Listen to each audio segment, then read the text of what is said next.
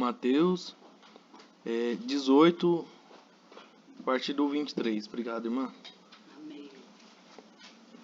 Por isso o reino do céu é comparado a um rei que quis acertar as contas com seus servos. E quando começou, foi-lhe apresentado um deles que lhe devia 10.000 talentos. Mas não tendo com que pagar, seu senhor ordenou que ele, sua mulher, seus filhos e todos os seus bens fossem vendidos para que a dívida fosse paga.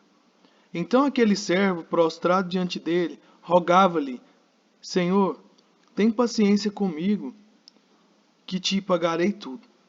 Comovido, o senhor daquele servo soltou-o e perdoou-lhe a dívida.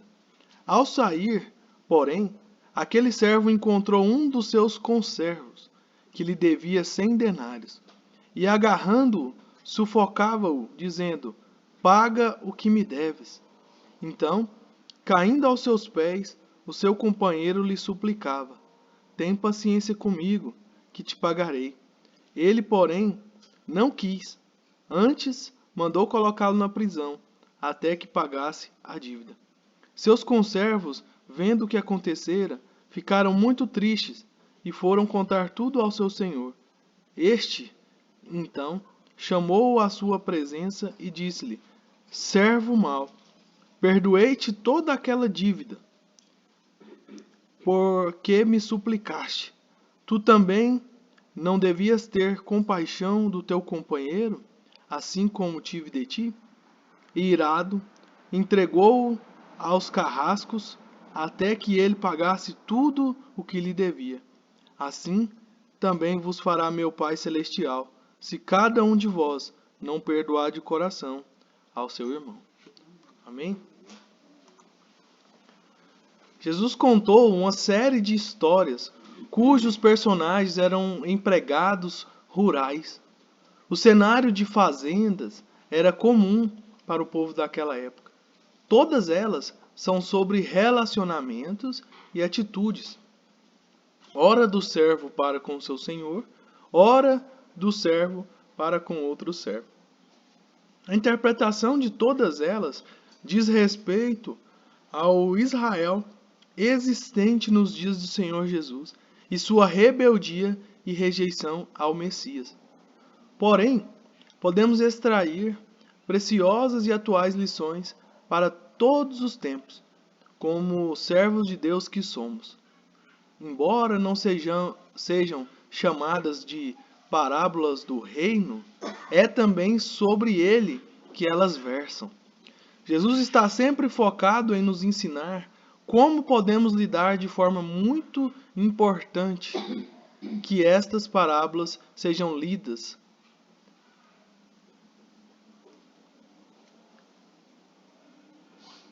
na íntegra para se compreender melhor como o Senhor situa o assunto de cada uma. Amém? Então, o primeiro ponto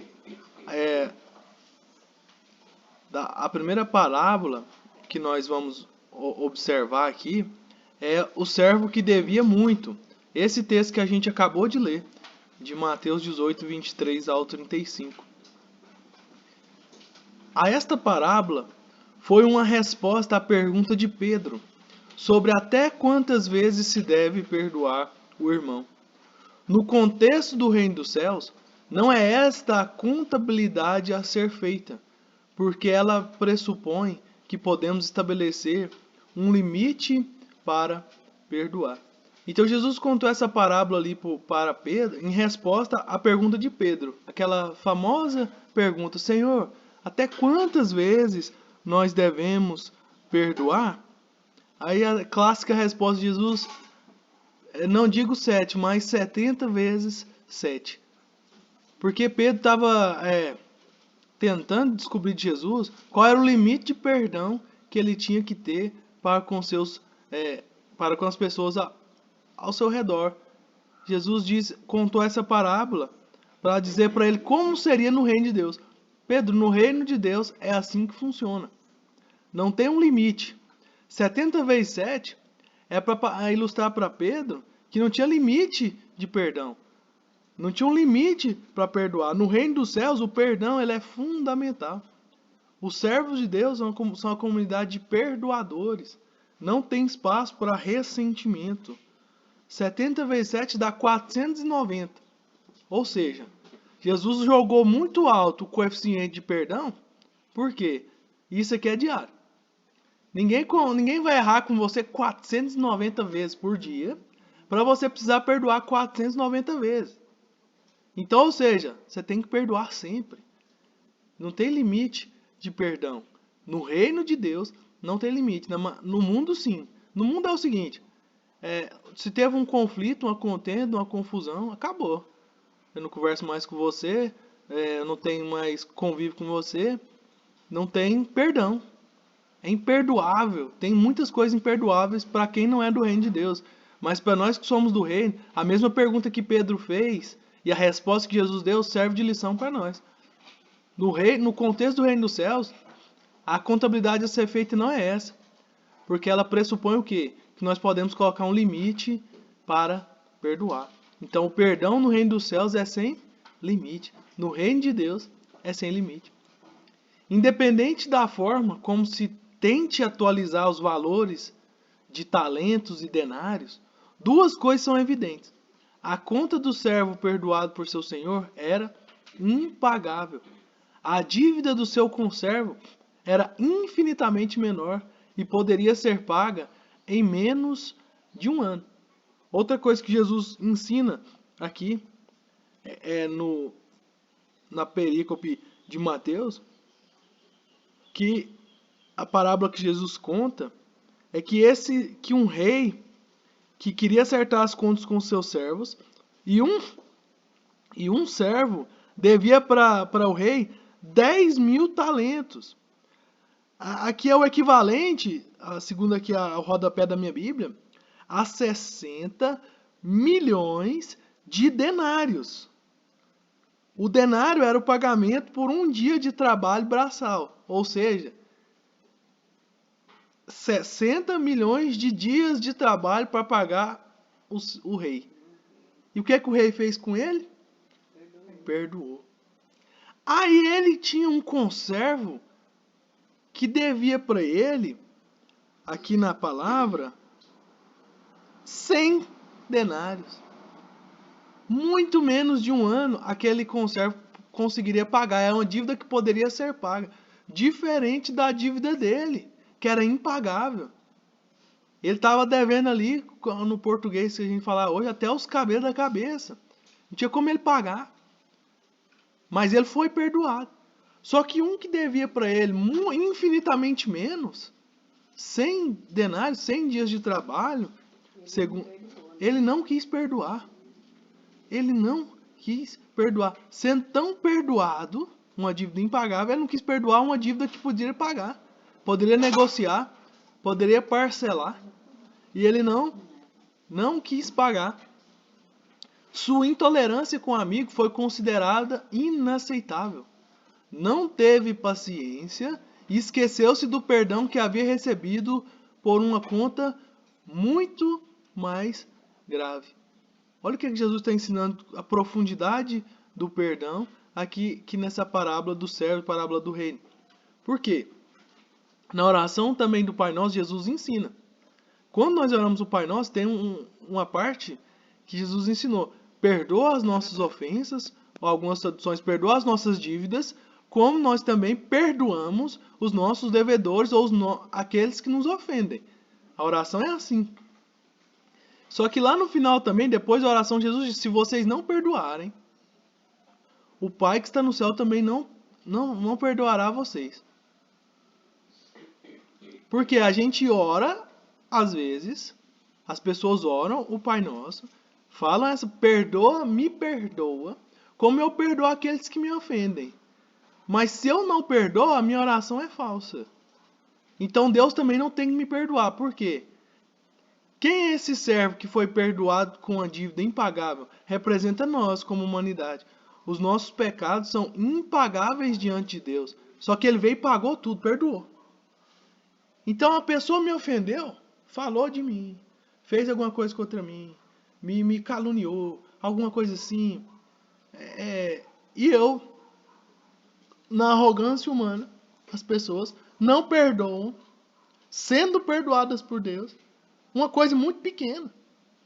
Então isso é inaceitável no reino de Deus. É inaceitável. Tem 3 palavras, Alice, as mais difíceis de dizer na vida. Sabe quais são? Otorrinolaringologista, paralelepípedo e perdão.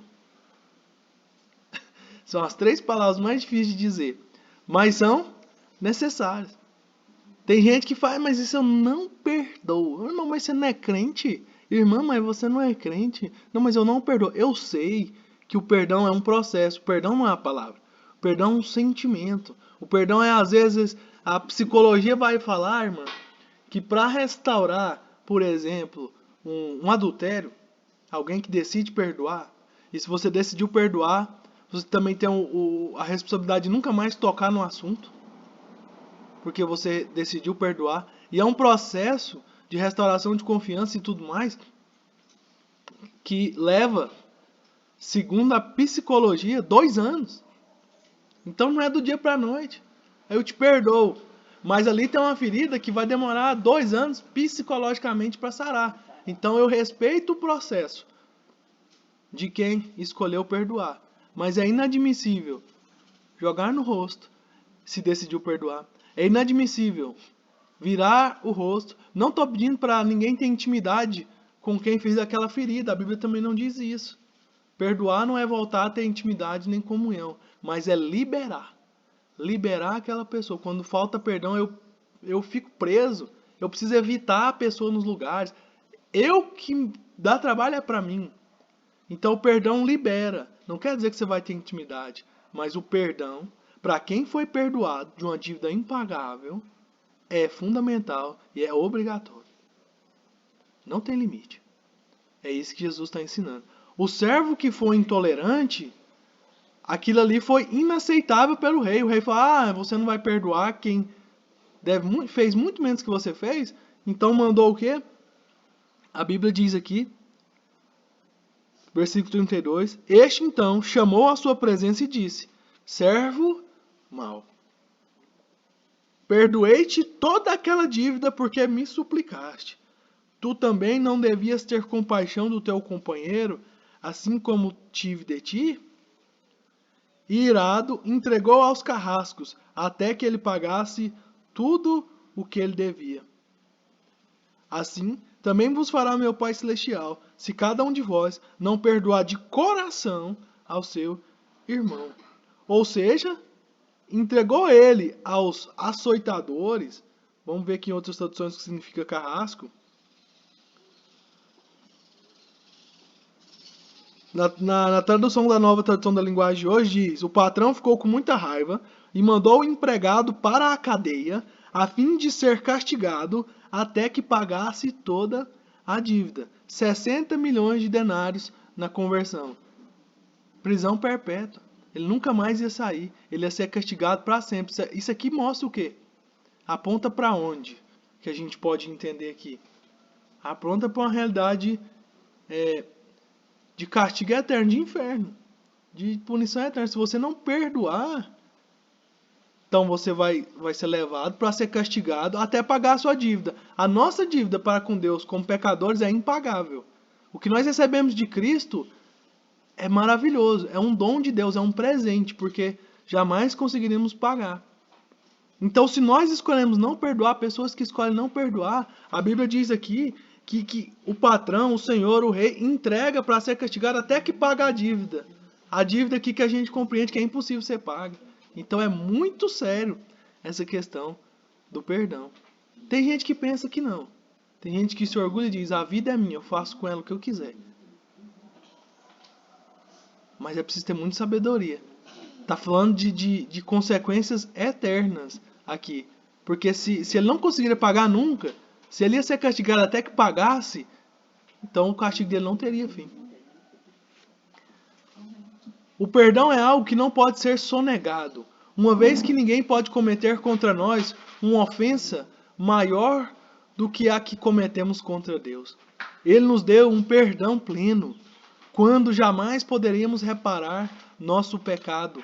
Uma vez que uma ofensa é confessada e o perdão é pedido, não temos qualquer justificativa ou razão para não perdoarmos o ofensor. Amém? Os lavradores da vinha. Mateus 20, do 1 ao 16. Vamos lá nessa parábola para a gente poder observar. Mateus 20, capítulo 1. Porque o reino do céu é semelhante a um proprietário que saiu de madrugada para contratar trabalhadores para a sua vinha. Tendo combinado com os trabalhadores o salário de 1 denário por dia, mandou-os para a vinha. Por volta da hora terceira, saiu e viu que outros estavam ociosos na praça. E disse-lhes: Ide também vós para a vinha, e eu vos darei o que for justo. E eles foram. Saiu outra vez por volta da hora sexta e da hora nona, e fez o mesmo. De igual modo, por volta da 11ª hora, saiu e encontrou outros que lá estavam, e perguntou-lhes: Por que estáis aqui ociosos o dia todo? Ele lhes respondeu: Porque ninguém nos contratou. E ele lhe disse: Ide também vós para a vinha. Ao anoitecer, o dono da vinha disse ao administrador: Chama os trabalhadores e paga-lhes o salário, começando pelos últimos até os primeiros. Vindo os que chegaram por volta da 11ª hora, receberam 1 denário cada um. Quando os primeiros vieram, pensaram que receberiam mais. Eles, porém, também receberam 1 denário cada um.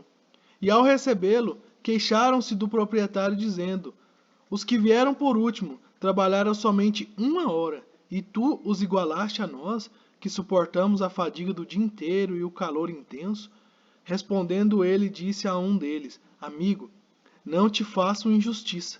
Não combinaste comigo 1 denário? Toma o que é teu e vai embora. Quero dar a quem veio por último tanto quanto dei a ti. Não é permitido fazer o que quero com o que é meu? Ou os teus olhos são maus, porque sou generoso? Assim, os últimos serão os primeiros, e os primeiros serão os últimos. Amém?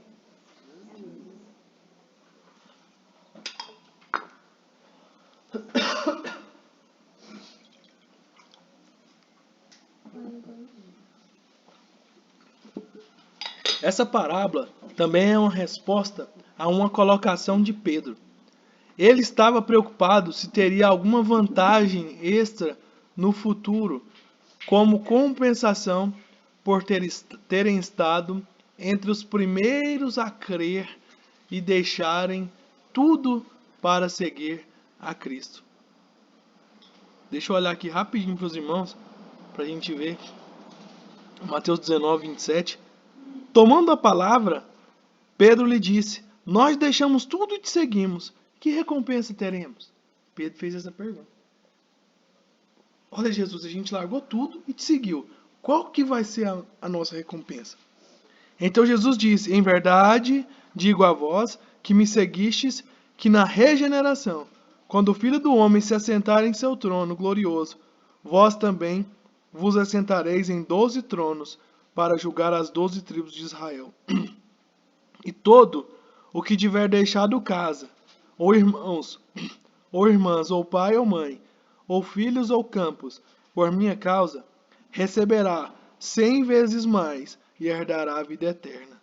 Mas muitos dos primeiros serão últimos, e os últimos serão os primeiros. O dono da fazenda combinou com cada um de acordo com a sua própria disposição de pagar. Não havia injustiça nisso, uma vez que o salário havia sido combinado, era um ato de graça e de generosidade do fazendeiro para com os últimos. Os primeiros não estavam ganhando pouco, mas o justo. Os últimos é que, por um ato de generosidade do patrão, receberam um denário, salário de um dia, mesmo não tendo trabalhado o dia inteiro. O que Jesus está ensinando aqui? Ele está usando essa parábola para ilustrar. O fazendeiro contratou, foi lá na praça e contratou. Eu vou te pagar. Quanto que é a sua diária?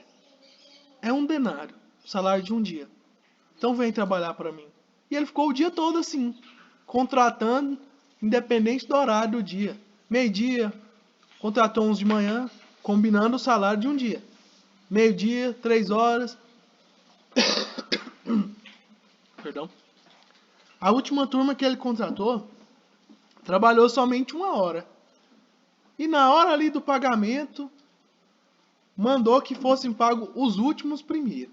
Aqueles que trabalharam mais pouco. Então, foi receber um denário. Trabalharam 1 hora e receberam o salário de um dia. E os últimos pensaram, se esses que trabalharam 1 hora ganharam trabalho de um dia, nós trabalhamos o dia inteiro, nós vamos ganhar muito. Nós vamos ganhar demais. Só que o que já tinha sido combinado? Salário de um dia. Quando chegou na vez deles, eles receberam o salário de um dia e ficaram com raiva. E o fazendeiro falou, mas é injusto? Eu combinei com vocês esse valor, eu estou pagando esse valor. Agora vocês não têm nada a ver com os que chegaram por último e estão recebendo salário igual de vocês. É meu. O que eu combinei com vocês é justo. Eu dou a quem quero. Eu faço como eu quero. Não é de acordo com o que vocês querem. Os teus olhos são maus? Ou tens inveja porque eu sou generoso? Versículo 15 de Mateus 20. E Jesus diz, assim, os últimos serão os primeiros, e os primeiros serão os últimos. A matemática do reino de Deus é assim. Então a gente tem que ser muito evangélico, e a gente tem que entender muito do evangelho do reino de Deus, para não se frustrar.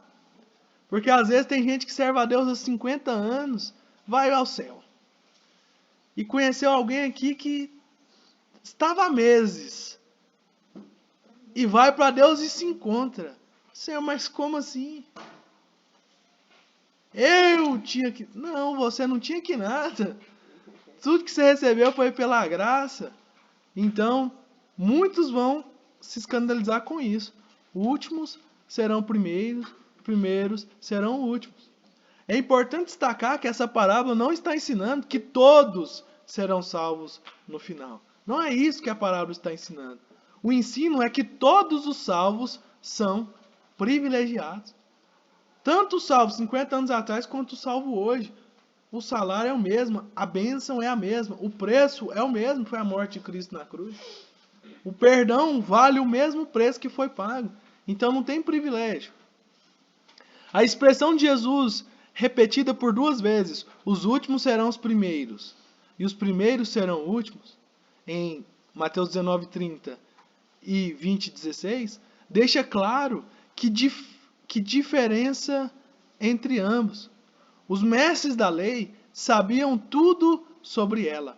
Eram capazes de pregar belos sermões, mas quem creu e se apropriou da mensagem de Jesus foram aqueles considerados pecadores. Amém? É a obediência e não as meras palavras que agradam a Deus. Não adianta passar a vida dizendo sim a Deus com os lábios e não com a vida. Essa atitude é apenas de religiosidade exterior, mas esta não leva ninguém a fazer a vontade do Pai.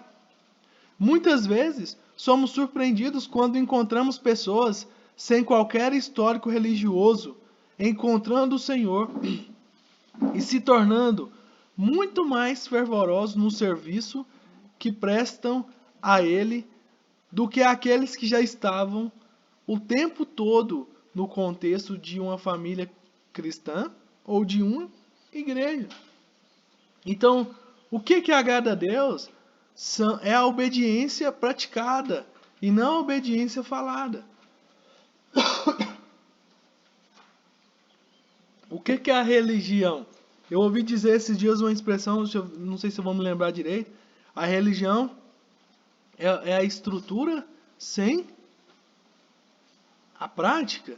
Ou a religião é a estrutura sem o coração.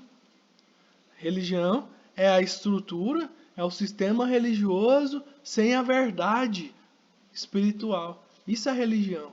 E o Senhor quer o contrário. O Senhor não está muito preocupado com as estruturas, mas Ele está preocupado com a saúde e a qualidade do espiritual e do coração de cada um. Então o que Ele está ensinando aqui? Que essa obediência de meras palavras, tem muita gente que é religioso, automático, nasceu num berço cristão, como se diz, e tem pessoas que não têm histórico nenhum religioso, se convertem e obedecem, e se dedicam, e têm compromisso, e são muito mais fervorosos do que alguém que nasceu na igreja. Por quê? Porque a religiosidade é um grande problema. Ela treina pessoas, enquadra essas pessoas em uma estrutura, em uma liturgia, e essas pessoas se acostumam nesse mecanismo e deixam de obedecer e deixam de ser fervorosas e de praticar as verdades que aprenderam desde o berço. Elas entendem que a simples prática exterior, a simples aparência de servo e serva de Deus já está bom. As pessoas me respeitam. As pessoas me elogiam, as pessoas me admiram pela minha postura. Vou à igreja, tenho uma família, não tenho as práticas que são repudiadas pela sociedade. Então, essa aparência traz para mim uma falsa impressão sobre mim. Traz para mim uma boa imagem. Porém, isso não passa na prova de Deus. Deus olha e fala, não, isso aí é religiosidade. Isso aí é estrutura, mas não tem coração. Eu não quero isso. Obedecer é melhor do que sacrificar. Tem muita gente sacrificando, mas não obedecendo.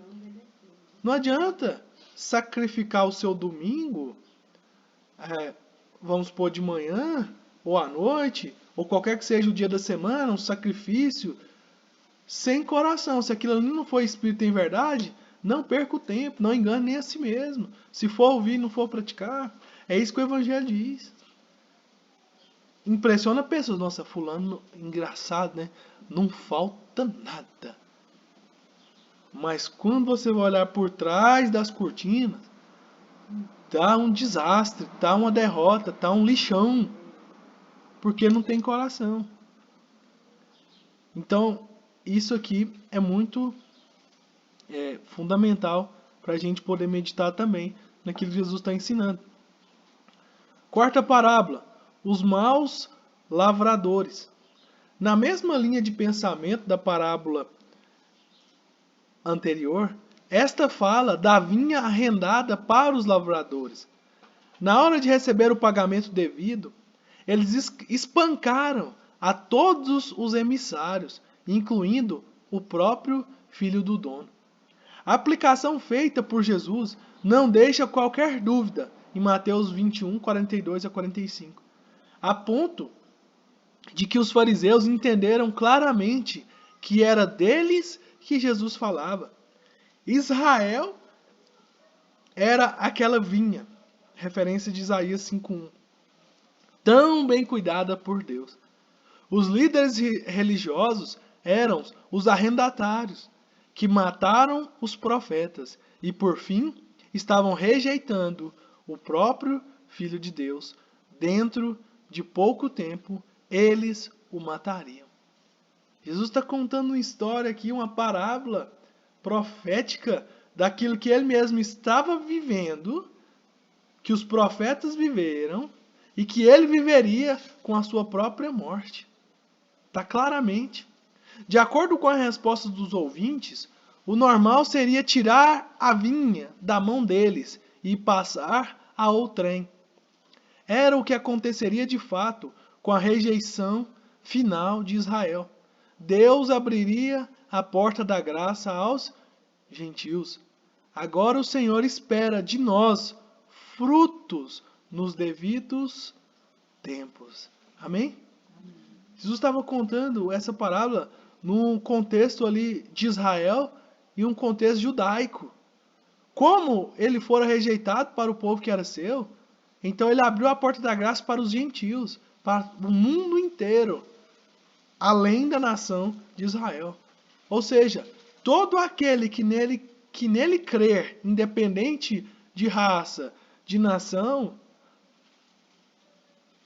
seria salvo. Todo aquele que nele crer, a condição era essa. Não iria perecer, mas seria salvo. As bodas do filho do rei. Mateus 22, do 1 ao 14. Vamos ler esse também. Dá tempo. Então, Jesus voltou a lhes falar por meio de parábolas, dizendo: o reino do céu é semelhante a um rei que celebrou o casamento de seu filho e enviou seus servos para chamar os convidados para a festa de casamento. Mas estes não quiseram vir. Depois enviou outros servos, ordenando: dizei aos convidados: meu banquete já está preparado. Meus melhores bois e novilhos já foram abatidos, e tudo está pronto. Vinde para o casamento. Eles, porém, fizeram pouco caso do convite e foram um para o seu campo, outro para os seus negócios, e outros, agarrando os servos, maltrataram-nos e os mataram. Mas o rei ficou furioso e, enviando seus exércitos, destruiu aqueles homicidas e incendiou a cidade deles. Então, disse aos servos: na verdade, o banquete de casamento está preparado, mas os convidados não eram dignos. Ide pelos cruzamentos das ruas e convidai para o casamento quantos encontrardes. E aqueles servos saíram pelas ruas e reuniram todos que encontraram, tanto maus quanto bons. E o salão nupcial ficou cheio de convidados. Mas quando o rei entrou para ver os convidados, encontrou ali um homem que não se vestia de trajes nupciais. E perguntou-lhe: amigo, como entraste aqui sem trajes nupciais? Ele, porém, calou-se. Então o rei ordenou aos servos: amarrai-lhe os pés e as mãos e lançai-o nas trevas exteriores. Ali haverá choro e ranger de dentes, porque muitos são chamados, mas poucos escolhidos. Havia espaço e comida suficiente para todos os comensais. Todos eram bem-vindos e seriam bem recebidos. As desculpas apresentadas para o não comparecimento variaram de uma completa falta de interesse até a violência contra os mensageiros. Então a festa é liberada para quem quiser. Note bem que os convidados que rejeitaram o convite não foram obrigados a entrar. O convite da graça de Deus foi estendido, em primeiro lugar, a Israel, o povo da promessa e da aliança. Mas eles fizeram pouco caso e até se mostraram hostis ao amor de Deus. Então, hoje está acessível a quem quiser. Quem for achado sem vestes de festa, não será permitido ficar na festa. O preparo necessário é crer, pois sem a fé salvadora, ninguém estará apto para o céu. Amém? Lição do dia. A graça de Deus não é uma senha para que vivamos de maneira como queremos. Somos apenas servos, cujo Senhor tem regras claramente estabelecidas. Desde a entrada no reino, pela fé, até a nossa chegada à glória eterna, é Ele, e não nós, quem diz como as coisas devem ser expressa apenas em rituais e cerimônias, mas na prática diária, através de atitudes concretas. Viva a sua vida sempre como servo, nunca como Senhor. Esta é a única forma de agradar a Deus e ser útil ao seu semelhante. Amém?